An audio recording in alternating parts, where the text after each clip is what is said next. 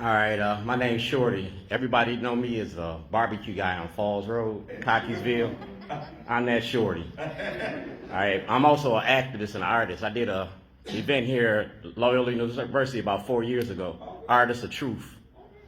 In 2011, I put a toilet in front of the Towson Courthouse, and it was about public accommodations, 1964. They locked me up and charged me with terrorism. I applied for Martin Luther King's job, and they got mad. All right? So what the doctor talking about, I'm his little brother. I was born in 1959. My birth certificate say I'm white. My prison ID say I'm white because we couldn't go to your hospitals back in the 50s. The doctors had to come to our houses. Well, my mother got in the hospital and she was light-skinned and she passed. You know what I'm saying? And I never changed my birth certificate. I never got to use that white privilege neither. All right. My thing is, all right, this is 2024. This ain't 1824. And they're reventing slavery in our society where they're criminalizing being black, Hispanic, and poor white. They've turned it to a social economic, the criminalization of poverty. That's the easiest way of doing it.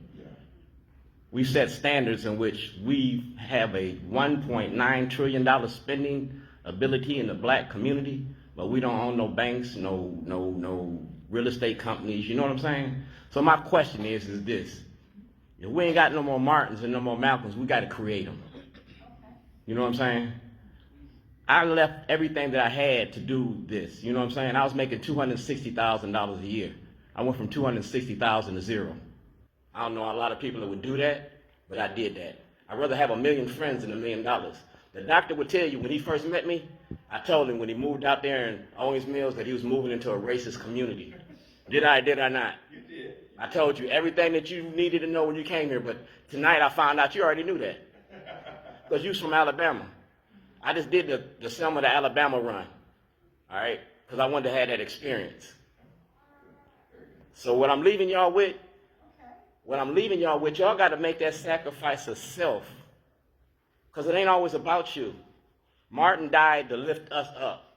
Malcolm died to lift us up. Fred Hampton died to lift us up. They made sacrifice of self like Jesus. So you got to be that sacrifice too. I'm 65 years old. And I'm sacrificing every day. But I do it with a joyous spirit. I'm not bitter, I'm better. And I got a reason to be bitter. Because I don't know nobody that would walk away from that kind of money. Tell them how I was in that community. Everybody loved me out in Cockeysville.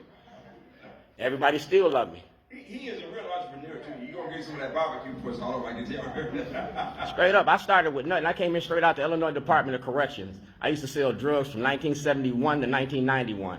I changed my product, I didn't change my hustle. Remember that.